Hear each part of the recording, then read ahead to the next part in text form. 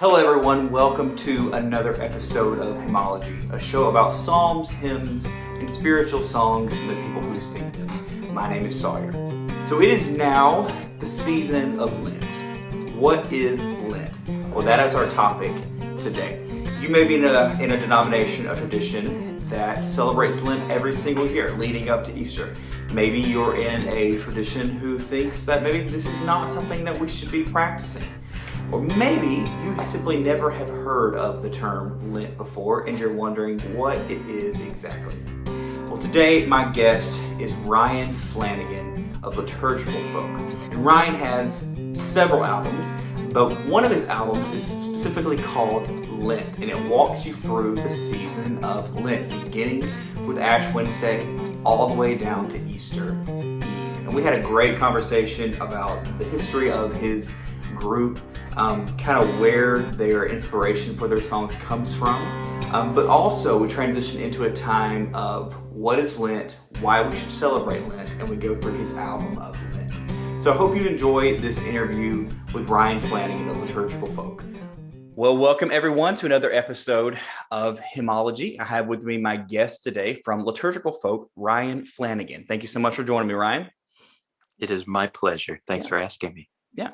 So Ryan is a member, and probably I would probably say the founding member, one of the founding members of Liturgical Folk, which is a phenomenal worship group that kind of puts in exactly what it says. It puts liturgy into a worship context, but also keeps it folksy, which is right down my alley, which I love to hear. So Ryan, I would love for you, I love the story of how you guys began. If you would share the story of kind of the origin story of Liturgical Folk. Sure. Well, let's see. In 2015, I moved down from the Midwest to Dallas, Texas, and took a position at an Anglican church right in the heart of Dallas. And 1 month into my job, I got an email from a parishioner, and the subject line on the email was simply request. Yes. Which we in ministry love receiving emails from parishioners that just say request. Oh yeah. So I opened the email and began reading, and it was just a parishioner kind of saying, hey, this coming Sunday is the scriptures for this coming Sunday are the story of the Transfiguration. Yeah. You don't have to do anything with this, but if it made sense to include it in the worship service anywhere, here's a poem for the Transfiguration. And so I said, oh, how nice. He found a poem and sent me a poem to use. So I read the poem, and it was nice. It was a good poem. Yeah. So feeling a bit inspired in that moment, I picked up my guitar and wrote a little folk tune to the poem, and sent it back to him. Said, thanks for sending me his poem. Here's what I did with it. I hope you like it. You know, I think I'm going to use it. I like how it came out. I think I'm going to use it on Sunday. So thanks for sending me these words. Well, I said, and by the way, who wrote this poem? And so he replied and said, well, I'm just sitting here with my wife, tickled pink is the word he used, that you would set this to music. I wrote this poem, and this is very meaningful. Thank you for taking the time to do this. And so I replied back. I said, you wrote this poem. Do you have any more poems? Because I sense a little partnership happening. So he said, no, I don't really have any more poems. However, I'm a priest and I'm no longer serving in church. I'm retired. So my vocation now is just to pray all day long. Why don't I just start versifying my prayers, and I'll send you what I come up with?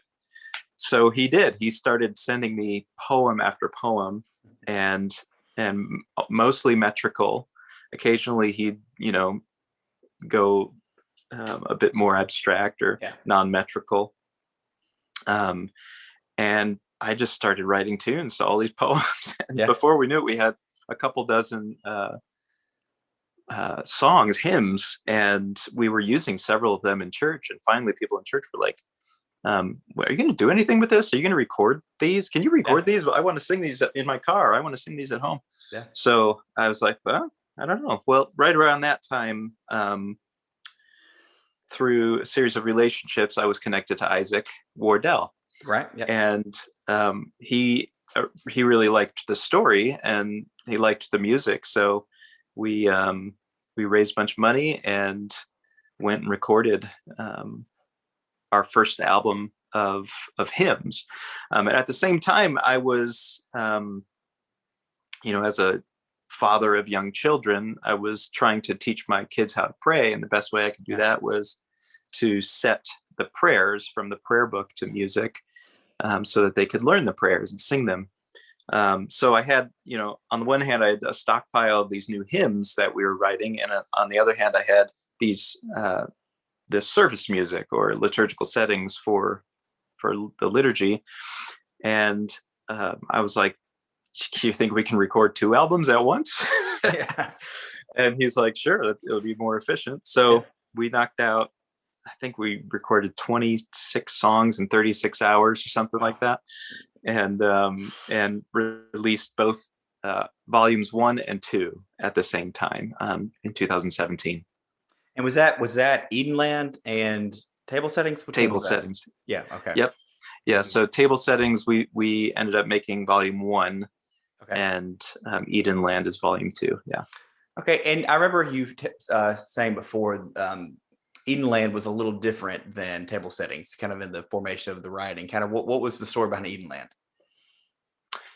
So Edenland is entirely made up of the hymns that Father Nelson and I wrote. So 12 of the first, couple dozen hymns that we wrote, we focused entirely on that. And stylistically, we really leaned more artistic, kind of like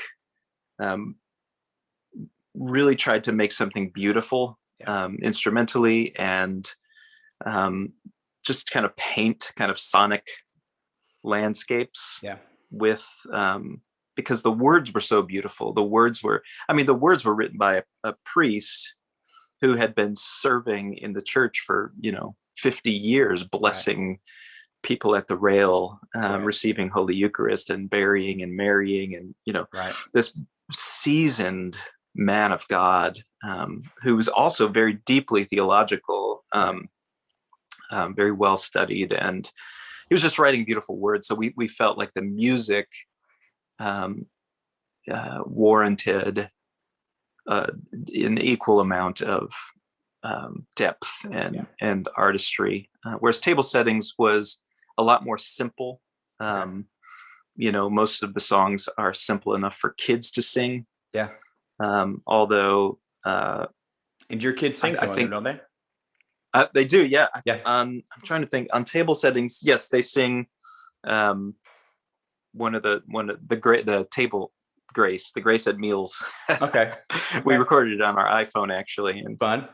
Somehow, it made it onto Spotify. Great. That's great. Yeah, I love it. Okay, so now he has unfortunately recently passed, hasn't he? Mm-hmm. Yeah, a few years ago, actually, 2019. Mm-hmm. Okay. And so, are these songs that you're writing now, are they still his poems, or have you kind of carried the torch from there? I've pretty well exhausted the back catalog, that he had given me. I think the last one of his poems that I set to music was probably when was it? It was last year, right around this time, I think. Okay. I set a poem that he wrote a poem while he was on his deathbed, basically. Oh, wow. Just kind of the battle that he had between fear and hope. Yeah. And it was just a powerful lyric. And so that felt like the bookend to that very first, hymn we wrote together. Yeah. And so now I've never really considered myself that much of a lyricist. Okay. more of a melodist. But I think I learned a lot just about the use of metaphor and prose and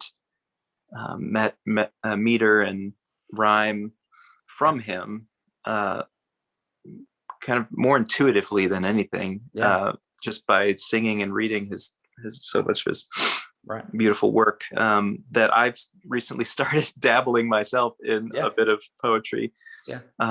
It takes a lot more out of me, for sure, than writing tunes. But as far as new material, lyrical material, I've basically been using prayers, ancient prayers, and including our most recent album, it's entirely prayers from the Book of Common Prayer, for morning and evening. So let's prayer. get into that real quick before we go into our conversation about Lent. So your newest album is Matins and Vespers, and I'm saying Matins, correct, right? Yes, you Matins? are. Okay, I think I am Southern Baptist as they come. So Matins is a new one. I went to a Vesper service last fall, and I was like, "What am I doing?" I wasn't sure exactly what I was at, but so Matins and Vespers. Can you kind of share the content of that song? Most of it comes from the Book of Common Prayer. Is that right? Yep, all of it does. Yep. Okay. So just kind of share your heart behind that album. Sure. Well, it's interesting. I just wrote a paper about this and finished it last night at midnight. So it's fresh in my mind. So at the beginning of the pandemic,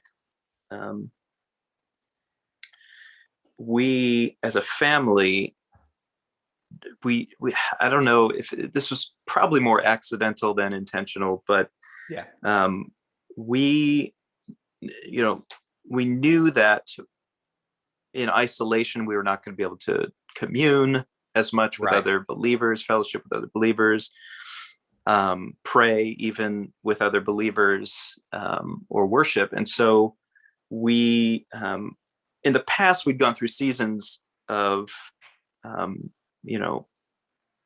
devotion as a family, but now all of a sudden, when we're totally isolated and detached from the world, we're like, I think we really need to commit to praying. And so we decided that we were going to pray every morning and evening, the services in the Book of Common Prayer for morning and evening, the daily office, it's called.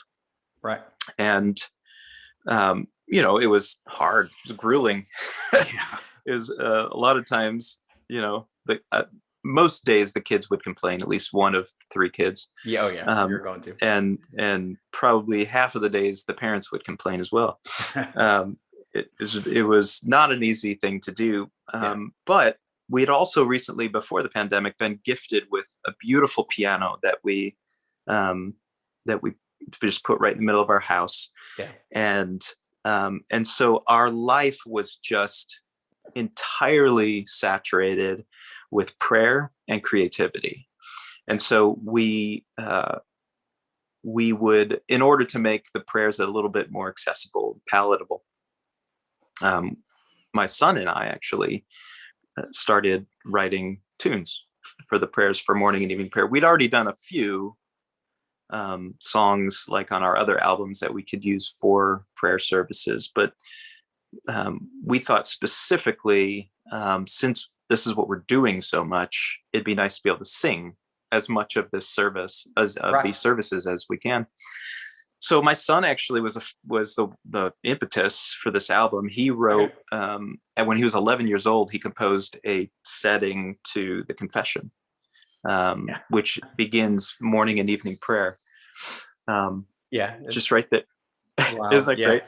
I remember watching. So you guys actually have this on your YouTube channel, right? One of your kind of morning times, and I was just watching you guys and watching your son kind of lead in that beat and that rhythm, and was just kind of taken away by that,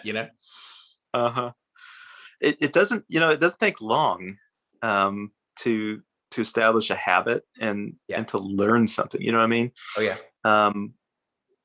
I'm actually, as a bit of an aside, I'm currently in Oxford, and I worship at a place called Pusey House.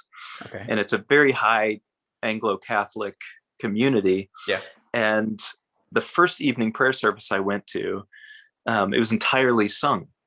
It was like entirely sung and chanted, and it was very unfamiliar to me. But I went 5 times, and I was singing every note of every prayer, and I knew exactly what to do. It doesn't take long for us to adopt some of these rituals. Yeah.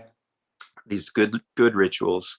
But anyway, Liam wrote a setting to the Confession of Sin, and I was like, this is really good, this is totally usable. I love the title that you gave it, Liam the Confessor.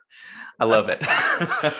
Oh, that's at first I was like, who is Liam? Who is this? Who is this Liam we're talking about? I was like, that's his son. That's who it is. Sounds Celtic, doesn't it? It does, yeah. Sounds very mystical. Yeah. Yeah, it's great. There's nothing mystical about it, I can tell you that.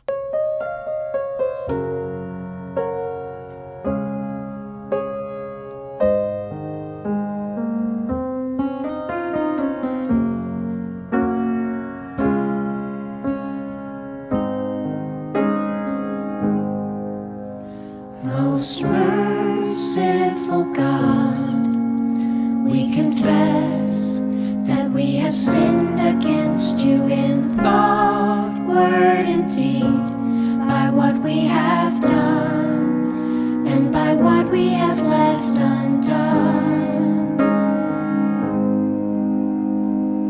We have not loved you with our whole heart. We have not loved our neighbors as ourselves. We are truly sorry and we humbly repent.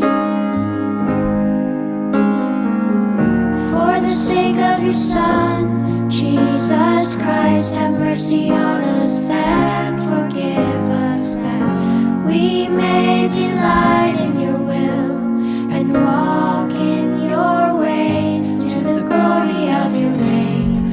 Amen. Amen. To the glory of your name.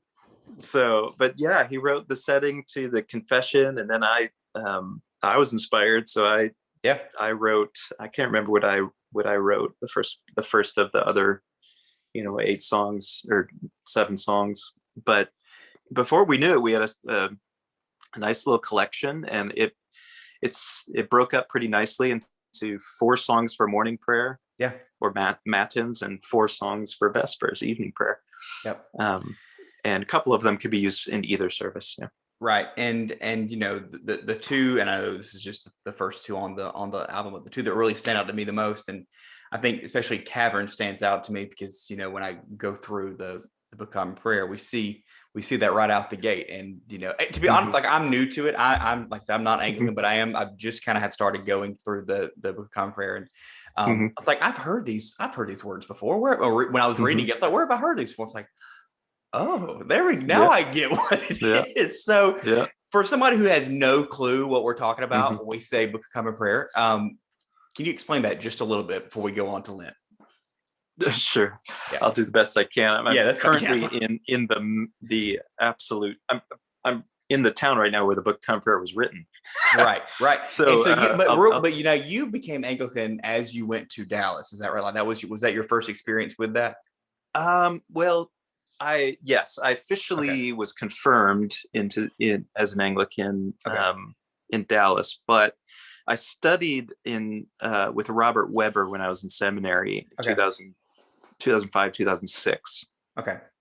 And he gave me a Book of Common Prayer when I was there, and so that was kind of my introduction. And he was Episcopalian, so and his ancient future vision for worship really fits well within the Anglican world, because there's a breadth of expression and theological generosity within Anglicanism. It's not an easy world to just dive into and to understand immediately. There's like I said, there's a lot of depth to it for sure.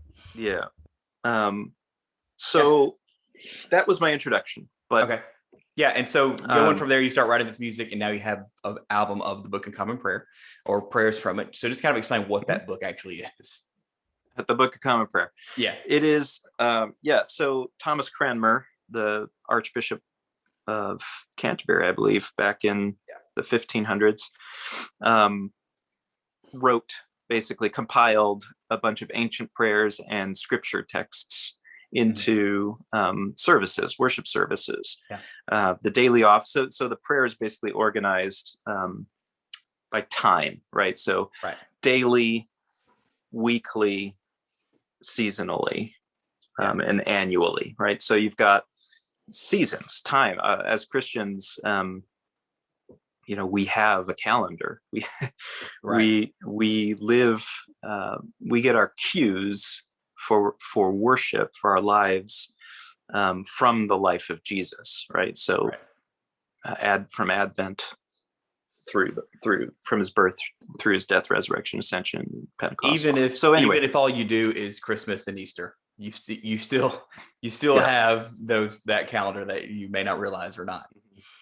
Yeah, and so much of our world is actually shaped by, a quasi liturgical calendar. Everything is that we do. That's true. Yeah, that's true. So anyway, the prayer book is. I think somebody once calculated how much of it is scripture. It's like 95% scripture. Well, it has the entire book of Psalms in it, definitely.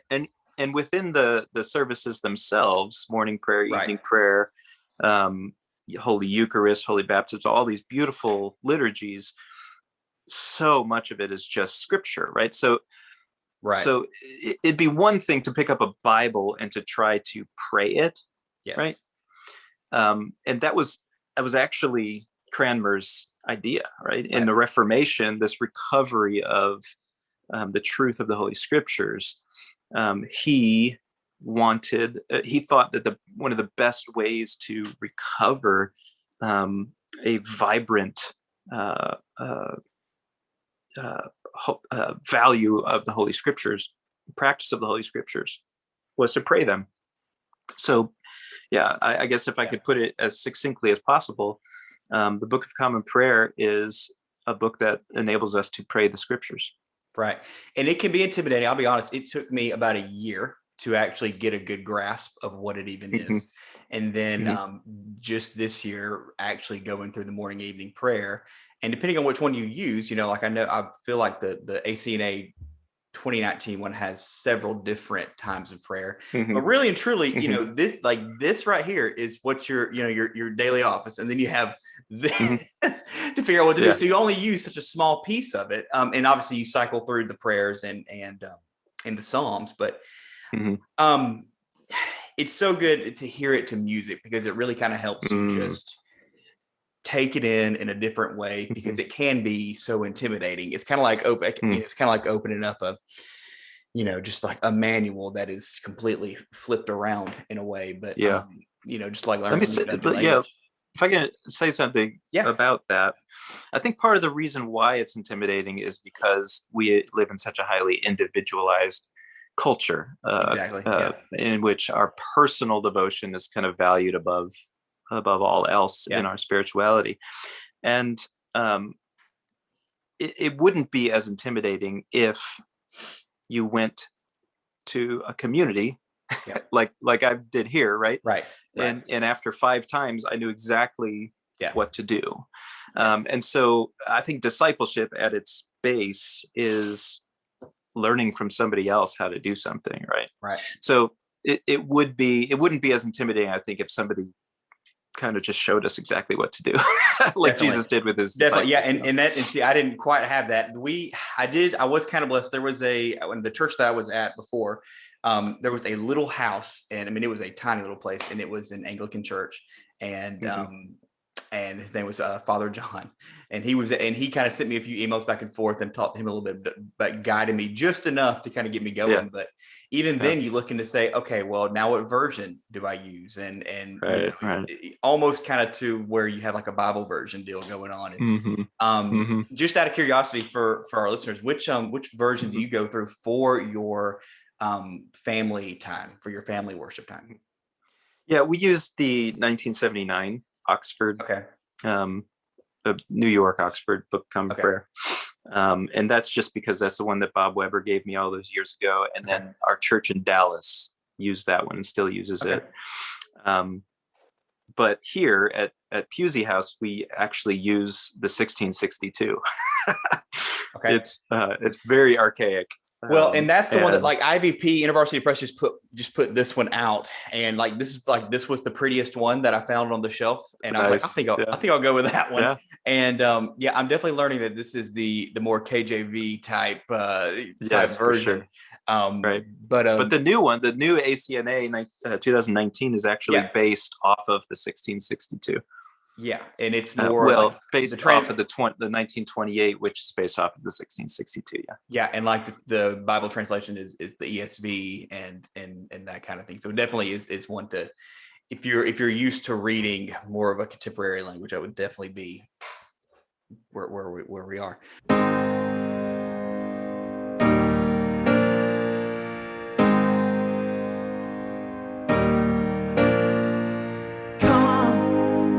Let us sing to the Lord, let us shout for joy to the rock of our saving help.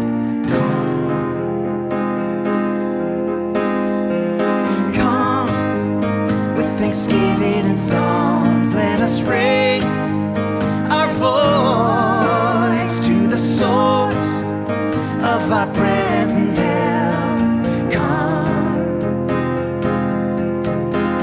For the Lord is a great God, mighty King over all gods. In his hands are the caverns of the earth.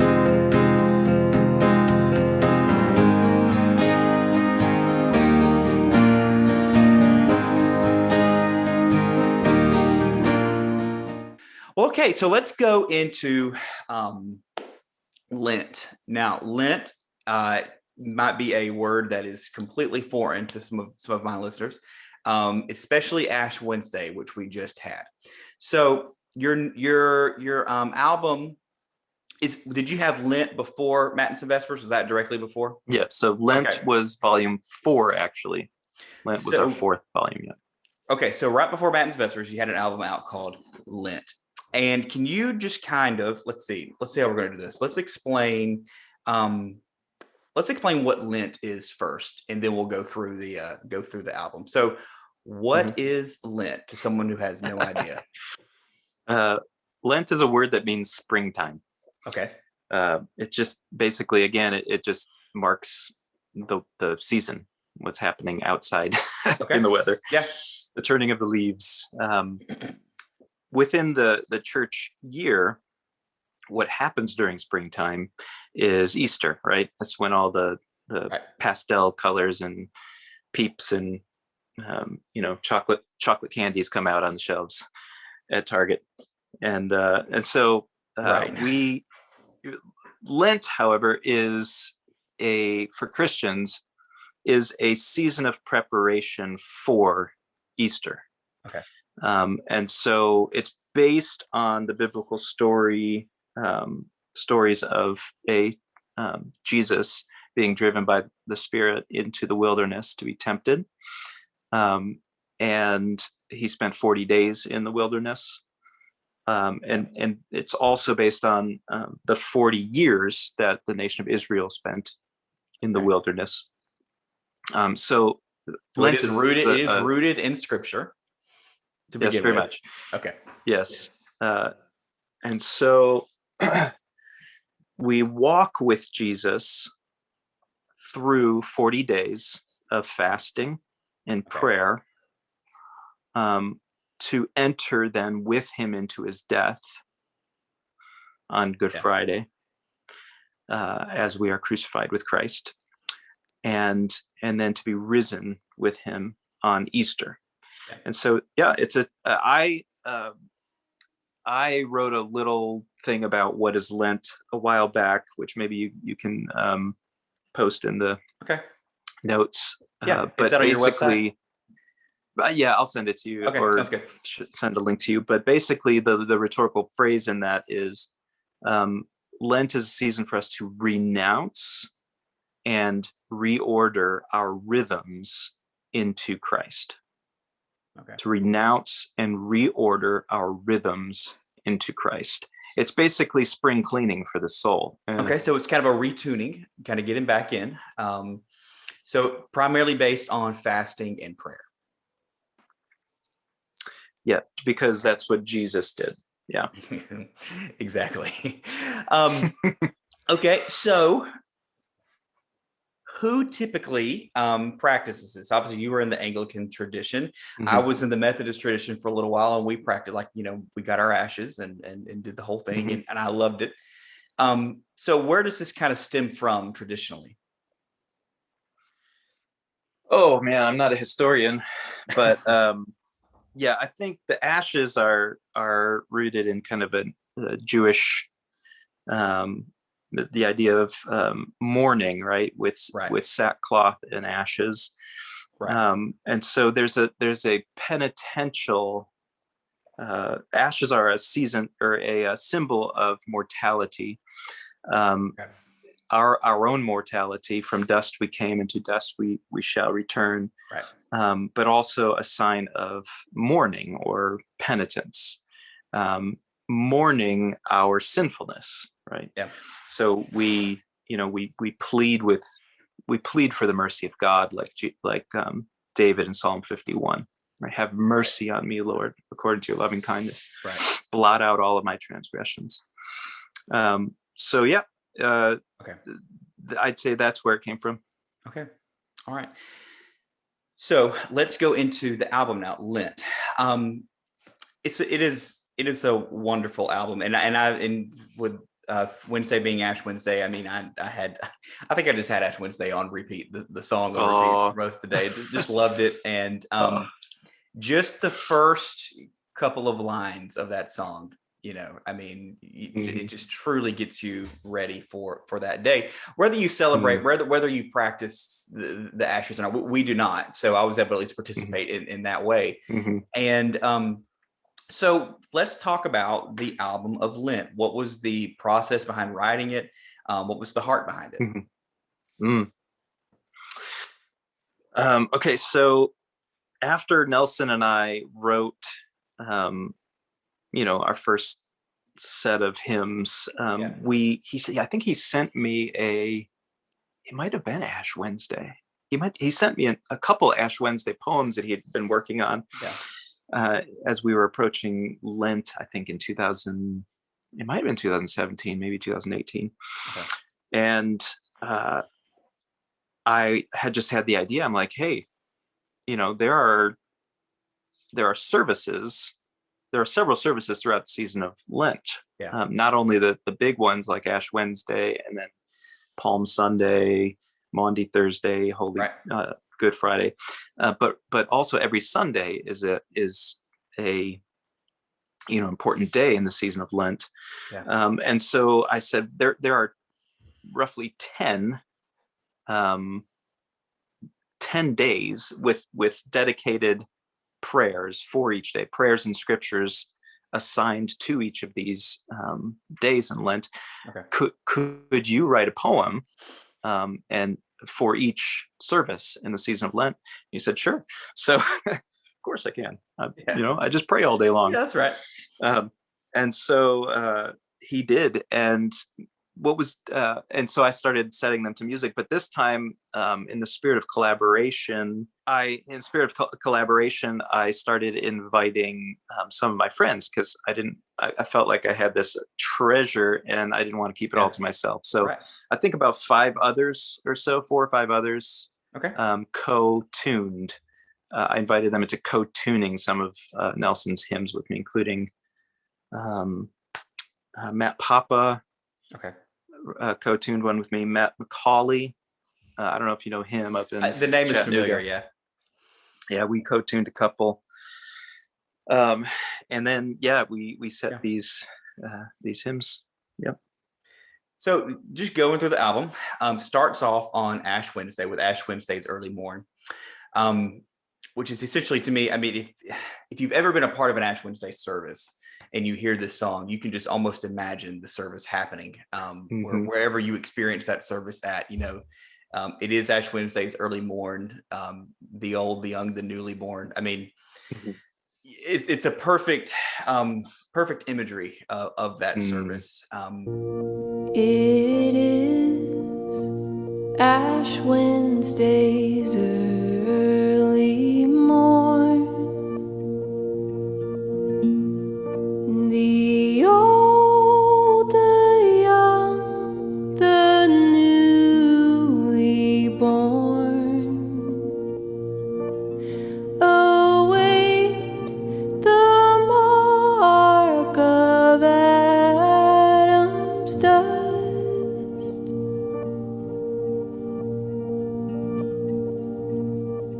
To seal their wills in Jesus' trust. And then we go on to Lent week number 1, refuse the bait. There was one song that I remember that you spoke about, and I believe it was the one about Jesus being tempted. Kind of that imagery between Jesus and Satan talking to each other. Which song exactly was that? Because I can't quite remember. It's that one. It's Refuse the Bait. Yeah. Refuse the Bait. Okay. Because week 1, the first Sunday in Lent is the story of Jesus being driven into the wilderness and being tempted. Yeah. Okay. And then let's talk real quick. So I would say the majority of traditions celebrate Palm Sunday to some degree. But let's talk about one that may not be celebrated as often. That's Maundy Thursday. Whenever I was in the Methodist church there, like I said, came from more of a Southern Baptist background. And then I was told to be at this service called Maundy Thursday. And I'm like, okay, whatever that is. And so what is Maundy Thursday? Yeah, some traditions call it Holy Thursday. It is the day in which Jesus instituted the Lord's Supper to his disciples, when he washed his disciples' feet as an ultimate sign of service to the world, actually. And so the service for Maundy Thursday is very simple. It includes a foot washing. If you're feeling very adventurous, you can set up foot washing stations and encourage your parishioners to wash the feet of their loved ones as an act of service. And then also the Lord's Supper. It's the last celebration of the Lord's Supper before Easter, because you will not celebrate the Lord's Supper on Good Friday. Right. And my only experience with the Maundy Thursday service was we set up tables in the form of a cross, and then we would hand the bread and the cup over, and then we would have a foot washing service after. So looking back on it, I appreciate it. In the moment, I was completely freaked out. I never experienced that before, and just to kind of see that. So then we go on to Good Friday, and then we're at Easter Eve. Now, let me ask you a question, and this may just be my ignorance of liturgy in the formal sense. Why do we stop at Easter Eve and not Easter on the album? In Lent? On the album? Yeah, in Lent. Well, just both. Okay. Kind of what is the concept of stopping on the eve of Easter as opposed to Easter Day? Yeah. Well, the last day in the season of Lent is Holy Saturday. So Easter Sunday is the beginning of a new season, beginning of Easter. Okay. So when Nelson wrote the poem, he called it Easter Eve in a similar way that like we refer to Christmas Eve, right, as it's like a vigil, right? So and then in the Anglican church, or in the historic church, one of the oldest and most beautiful services called the Easter Vigil, similar to the Christmas Vigil, Christmas Eve, Easter Eve. So it's sort of a play on that. Nobody really calls it Easter Eve. They either call that Saturday Holy Saturday, or the Great Paschal Vigil. And so the vigil would actually start late at night, and you'd pray until sunrise, and then you'd have a huge celebration. The Orthodox still do that. Okay.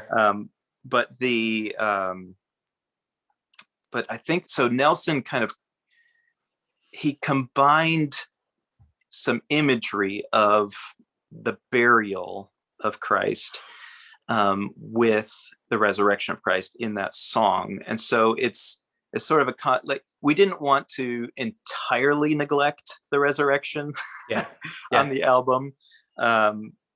We wanted to at least hint at it in that song, and so the beautiful imagery in that song, new life now comes to those who stomped the seed, and those who quashed the lamp. I know, like it now. I know the imagery. It is something to take in. And to be honest with you, man, I think I kind of stumbled upon your music. It was probably right before. I think it was like March 2020. Like it was like right there. Okay. Pandemic time, and then really kind of got into it then. And I'll be completely honest, it took a while to be like, I'm into this, because because the wording, I love the music, the melody, but the wording, it takes time to kind of digest. And I think that's a good thing, especially in the context of worship. And we don't have time for that today, but it's definitely there. So essentially the reason you stop at Easter Eve is because there is another season of Easter starting on Easter Day that leads into Pentecost. Is that correct? Yop. It's 50 days. There we go. 50 days. That refreshed my memory. Now I remember it. Then we go into Pentecost. And now, so does Lent, does fasting go up until Pentecost? Like no. So no, Easter's a feast, man. Okay. Easter is the biggest feast day. And so, bust out the wine, I got bust out the alleluias, bring the celebration back. Yeah. In fact, some churches take the confession of sin out of their liturgy for the Easter season. Okay. And that's another sort of symbolic gesture to our sin having been dealt with in the death and resurrection of Jesus. Okay. So well, cool. Well, then let's go. Let's do one hot take right here at the end. Like I said, I'm not in a tradition that practices Lent, and I think honestly it's just because it just doesn't happen. But when there is actual opposition to the season of Lent and Ash Wednesday, and I'm a part of a Facebook group that has some have strong opposition to that. We won't name it here, but we probably know which one. But there is strong pros for it, and there's strong cons for it. Maybe rooted in maybe a form of legalism, maybe, hey, why would I fast for this long and get ashes when Jesus has already broken the chains of that? Why would I hang out? Why would I kind of associate myself with more of like a Catholic practice? What is your response to just any opposition that you have heard to the practice of this liturgical season? Well, it totally depends on who I'm talking to. Yeah. My parents left the Catholic Church, so they have. When I was very little, they left the Catholic Church. And you grew up in more of a charismatic background, is that right? I did. Yeah, I grew up in a Pentecostal church. Okay. And so some people had a really bad. They had a dead experience with the liturgy, right? There was no life in it, and their faith didn't really come alive until they left all of that and into a more free or expressive,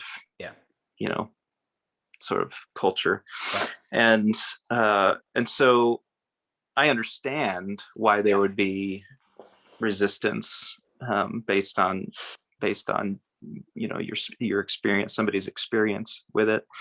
To those who have no familiarity with it and object to it, I would probably ask them what they do then to renounce and reorder their rhythms into Christ. I have an answer to that question, but I'm not the guest on the show, so I know what happens, but it's usually very little. But okay, so So I would say I would go in that direction. Like, what Okay. have you decided? What have you decided is better? Yeah. Is a better practice than what the church has done for, 2,000 years. Well, and I would imagine, just from experience, I would imagine just Mhm. the response is just to completely exclude it, and Mhm. have it be based in, we don't have to do these things anymore. But as opposed to, because I think the fear has fallen into like a cold type, Mhm. works based deal, which Mhm. is and that's always the argument that I hear when someone Mhm. is opposed to it. Um, Mhm. so what would your response be if someone says, well, I don't need to do that, as far as when Yeah. it comes, like if the Mhm. fear is a works based kind of deal, means Right. of grace. I would say, well, what are you doing? Okay. What are you doing? Yeah. But tell me what you're doing instead. Yeah. Right. So it's this individualist impulse in us, especially in America, right? Nobody Right. tells me what to do. Right. But like, we have a faith that has been handed down to us. Okay. We are communal. Yeah. We don't know who we are as individuals without our basis being in a community. Yeah. Right. Yeah. The individuality, our individuality, flows out of our communality, and Okay. so we ought to pay heed to those who have gone before us and have, developed liturgies and processes and institutions and different things to at least consider why the saints did this, right? Yes. But also, like, in a similar way that fasting can be meaningless and rote and legalistic. It very much can be. But Right. that's why those of us who really have a vibrant faith and relationship with Jesus, fasting is not just an act of refraining for the sake of, saying that you're a good Christian. Yeah. There's also an element of what this is doing, right? Right. What kind of formation is happening in us. Yeah. And so, I think in a similar way that we can kind of miss the idea of fasting by focusing on what we're giving up, people can totally miss the idea or the purpose of Lent by saying, by refusing to reflect on what they are actually doing, what they are actually, giving themselves to. And yes, we do need to talk about worship and formation and liturgy and how we are ritual creatures. Yeah. We're going to give ourselves to some kind of ritual. Exactly. We are going to, because we are, if we ceased our rituals, we would cease being human beings. Exactly. Yeah. And so it's really an issue of like reflecting on the rituals themselves. Is this a ritual or a liturgy that is good and is counter forming me out of the bad habits that I've developed, and is forming me into good habits of that's leading to Christ-likeness. I think Jamie Smith is the one who said there's nothing wrong with going through the motions if they're the right motions. Yeah. If the motions are forming us, the concept of emotion, like you have to have this emotional response to everything. I mean, you're not going to have it every time, so it's okay as long as you're doing the right thing and the biblical thing. Yeah, it's you got. I mean, I can totally see why people would have an objection to that. Yeah. And emotions are wonderful. Emotions are very much a part of our humanity, but you're right. Like, most of our life is not sensational. Most of our days are mundane. Yeah. And that our desire for those mountaintop experiences, those highly sensational experiences, has gotten us into a lot of trouble. I think it has sort of moved the church away from worship. I mean, Bob Weber said that our accommodation to the values of the culture is the greatest threat to Christian worship. It's the greatest obstacle to us actually worshiping, right? So we're going to adopt some kind of ritual or practice. Yeah. There's a good chance that it's going to be an inferior practice or a thin, hollow exercise if you're left to yourself to do it, to come up with something, or if you're just trying to imitate what the culture does, right? I got you. That'd be my response to that. I love it. Well, man, thank you so much for your time and for the music. And if you have not listened to any of Liturgical Folk music, I would strongly suggest you do that, especially now in the season of Lent, to take on these songs. Even if you take a song per week and really just kind of digest it, you can take one of these songs and listen to it every day and need that every day. But Ryan, thanks so much. We'll hang on a little bit after we end it. And thanks so much for being with us. Excellent. Thank you for having me. Well, I had a great time speaking with Ryan, and I hope you enjoyed our conversation. If there's anything that you could have gotten from that, I hope that it was, even if you don't celebrate Lent in the liturgical sense, there is still a biblical theme leading up to Easter of sacrificing, of prayer, of fasting, to prepare our hearts for the celebration of the resurrection of Jesus. So make sure you check out Ryan and Liturgical Folk and their album Lent, and make sure you check out their newest album, Matins and Vespers, which you can stream anywhere. Thank you so much for joining me on this episode of Hymnology, and I hope you'll join me next time.